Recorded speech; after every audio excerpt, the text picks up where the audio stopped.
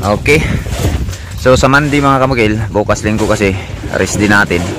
Sa Monday, start na si Master Buhit magpabrikit ng o mag-asimbulan trusses dito para sa bubong natin. Kahit wala pa tayo, hindi pa tayo nakabuo sa roof beam mga kamukil, gagawin na namin yung bubong. So abangan nyo rin yan mga kamukil kung paano namin diskartehan, no? Na pagbuhos natin sa roof beam, halos tapos na rin yung ating bubong, yung pagporma ng ating bubong, no? Except lang sa yero mga kamukil. So pagbuhos ng roof beam, yung bubong natin formado na din yan, yung mga trusses natin formado na din. So abangan nyo rin mga kamukil kung paano namin diskartehan. So ito ang mangyayari dito mga kamukil, dahil ayaw ko pang gumastos pa ng may-ari ng mga forma, kahoy at saka plywood. Ang buhos ng poste namin mga kamukil, diba, normally o usually mga kamukil, magtitira pa tayo, hindi natin pwede isagad yung poste. Magtitira tayo ng mga 80 cm from the bottom of roof beam natin o sa beam natin.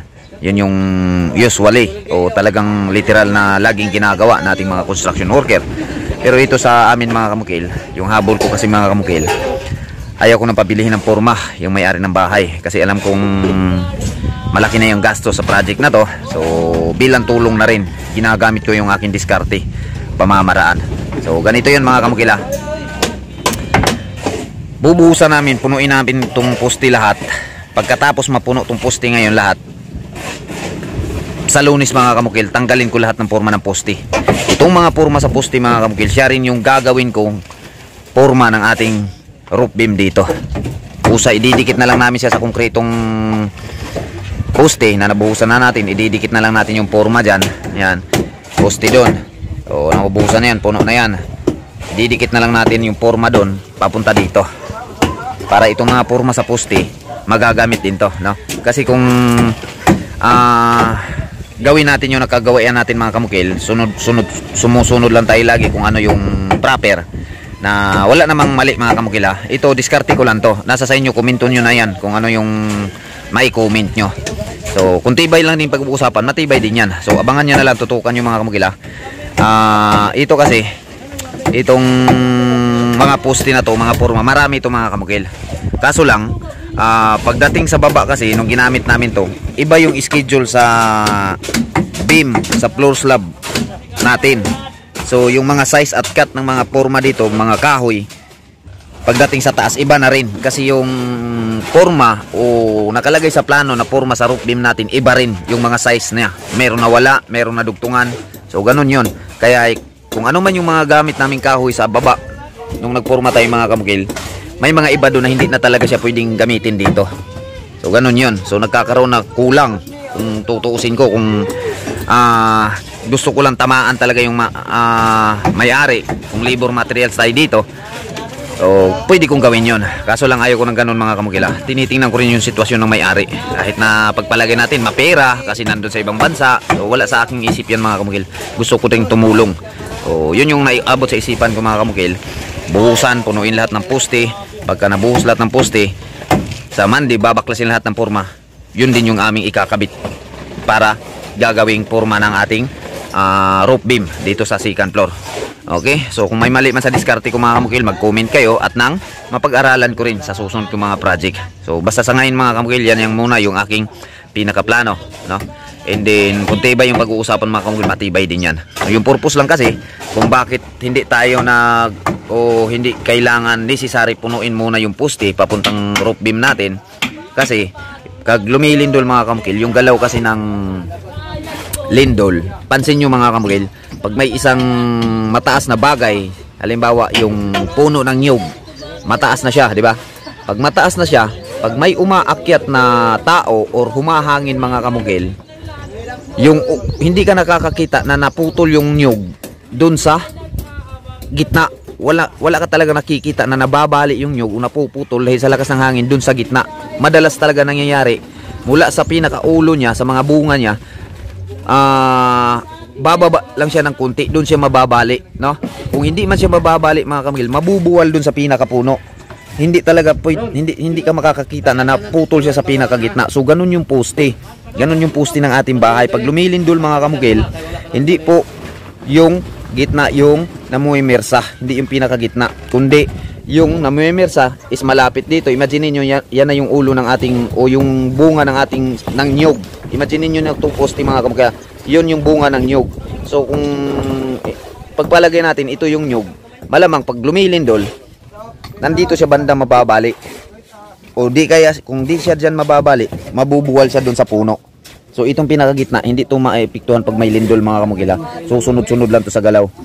So kaya yung purpose na magtira muna ng 80 cm dito para yung tibay nito at saka tibay ng rope beam is sabay.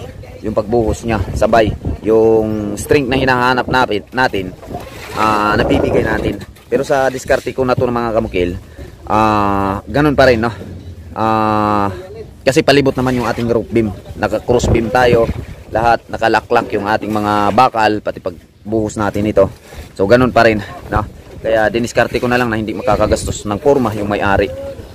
O kamande, baklasin to lahat ng forma, tapos siya yung lalagay natin. Halimbawa ito, nabuhusan na to mga kamukil, so didikit na lang natin yung forma dito papunta dun. So magagamit natin itong mga forma na to. So sa ganong paraan, hindi nagagastos yung may-ari. Hindi na siya magdadagdag ng kahoy, hindi siya magdadagdag ng pamporma, no? So malaking tulong na rin yun. Imagine nyo mga kamukil, ubos na yung forma namin. Ubos na, yan o. Lahat na ipatay na namin yung poste. Lahat ng rope beam mga kamukil, nakikita nyo wala pang forma. Kasi naubusan na kami ng kahoy, naubusan na kami ng plywood. So kung hindi ko yung gagawin mga kamukil, sa palibot nito mga kamukil, ayan, lahat pupurmahan yan. Kakain pa ito mga kamukil ng 11,000 to 15,000 sa kahoy lang. Ito. Ayan, palibot. Gagastos pa ito ng 11,000 to 15,000. Yung magagastos nito sa forma lang yan. Diba? So sa diskarte ko mga kamukil, yung 11,000 na yun, masisave ng may-ari yun. Masisave niya. Okay, so yan lang mga kamukil. Maraming salamat. Okay mga kamukil, ito pa isang tip sa inyo mga kamukil, sa lahat ng magpapagawa ng bahay, para may idea din kayo. Yan poste na yan mga kamukil, nasa standard tayo yung tayo nyan, no? O 300 cm yan mga kamukil, o 305, naging 305 yung ano ko dyan mga kamukil, kasi yung 5 cm yun yung magiging drop ceiling natin. So yung pinaka finish talaga nito is 300 cm. Tingnan natin mga kamukil, sa 30 by 30 na poste, kwadrado, yung laki ng ating poste sa bahay natin, ilang sako yung magagastos niya, no? May video naman ako nito mga kamukil, binigyan ko to ng competition kung ilang libo yung magagastos sa isang poste ng bahay natin pag inuuna natin sa pagpapatayo yung poste, lalo na't mga second floor, no? O ito naman talaga yung literal na original talaga na pagkagawa ng bahay. Mauuna dapat yung poste bago yung pile, no? Madalas kasi ngayon, dahil high-tech na yung pag-iisip natin, pagpaplano ng mga tao, nauuna yung pader, yung CHB laying bago nagposte, no? So yan mga diskarte mga kamukil, ginagamit lang yan kapag mga bakod, no? Dahil subok na rin mga kamukil at marami ng diskarting lumalabas, o pinapatuloy na lang na inuuna muna yung CHB laying bago magbuhos ng poste ng ating bahay. O itong gawa namin mga kamukil, ito yung original talaga na paggagawa ng bahay o proper na pamamaraan, nauuna sa pagtayo yung poste. So may mga video ako niyan mga kamukil, ano yung disadvantage makukuha kapag inuuna yung CHB laying sa pagpapatayo bago magposte, o ano rin yung advantage na makukuha doon. O ganoon rin dito, may disadvantage at may advantage to. Pag ito inuuna mo mga kamukil, itong pagpapatayo ng poste, nagpapagawa ka ng bahay, walang disadvantage na mangyayari dito. Lahat advantage makukuha natin. Pero pag inuuna natin yung CHB laying bago magbuhos ng poste, o maraming disadvantage na pwedeng mangyari doon. So may video ako niyan mga kamukil, hanapin nyo lang din, no? Naka 1,700 videos na tayo mga kamukil sa YouTube, o 1,500. So marami na akong video na upload, no? Okay. Okay mga kamukil, no? So ito, nabuhusan na namin yung isang poste. So ito yung ating kaalamin. Ilang sako ng simento yung magagastos sa isang poste, no? So yung mixing ratio namin dito mga kamukil, 1:3:4. 1:3:4 ako dito mga kamukil, ha? Ibig sabihin ng 1:3:4, isang sakong simento, tatlong sako ng graba, 4 na sako ng buhangin. 1:3:4. Yung purpose ko dyan mga kamukil, kasi pag damihan natin yung graba masyado kaysa buhangin, Pagbaklas ng purma natin, magkakaroon talaga ng ampaw. Unang-una yan. Pangalawa mga kamukil,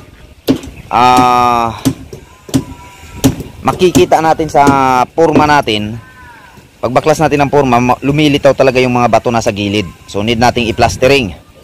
So ngayon mga kamukil, marami yung buhangin na nilagay ko dyan. Pagbaklas natin ng purma, makinis na makinis tong poste natin mga kamukil. Sabayan pa natin na binubuhusan muna natin ng grout. Bago binuhusan, pinapaliguan muna natin yung gilid ng ating purma ng grout, no? Nahalo namin na purong simento, tapos dinamihan namin ng tubig, binuhos namin dito. So dagdag pakinis pa yun mga kamukil. Pagtanggal ng ating purma, pwede na siyang hindi palitadahan. Kapag ka nasa saktong hulog, matuwid siya, so matik na lang na mag-apply tayo kaagad ng skim coat sa ganung paraan mga kamukil. So yung nakukonsume namin dito mga kamukil, 2 sakot kalahati, no? Sa laki ng purma namin, 30 cm kwadrado mga kamukil ang laki ng poste na to. Tapos yung tayo niya 300 cm mula dun sa pinaka flooring hanggang dito sa pinaka top. 305 pala to mga kamukil, 305 cm. Kasi yung 5 cm nito, yun yung level ng ating ceiling talaga. So yung pinaka finish ng ating bahay na to, mula tiles hanggang drop ceiling natin, nasa 300 cm siya, yung pinaka finish nya. Okay, so tandaan mga kamukil, sa isang poste na sukat nya ay 30 by 30 cm by 300 cm yung taas nya, nagkukonsume siya ng 2 sakot kalahati mga kamukil. 2 sakot kalahati ito. Na mixing ratio namin is 1:3:4 tayo mga kamukil, 1:3:4. Isang sakong simento, 3 sako ng graba, at 4 na sako ng buhangin. So yan, nakapagbuhos na sila. Tapos na yan, puno na. Ito na naman, may kalahati na nakalagay dito. Ayan. So unang bagsak kasi nila mga kamukil, 4 na sako. So pagka puno dyan, yung natitira, dito namin binuhos sa poste na to. So nasa 1 sako rin yung natitira, no? Yung pasok dito. O isang sakot kalahati pala yung natitira dito. So yung nailagay natin dyan, nasa 2 sakot kalahati, no? Yung nagastos na simento dyan. O yun lang po mga kamukil, no? Yung aking papaabot sa inyo na video. Sana yung mga kamukil i-share nyo yung aking video, ma-like nyo rin mga kamukil. Yun yung pinaka-importante, share mga kamukil sa ating video, para sa mga paggawa ng bahay, mga taong gusto matuto sa construction, mabigyan po natin sila ng mga idea. Maraming salamat mga kamukil.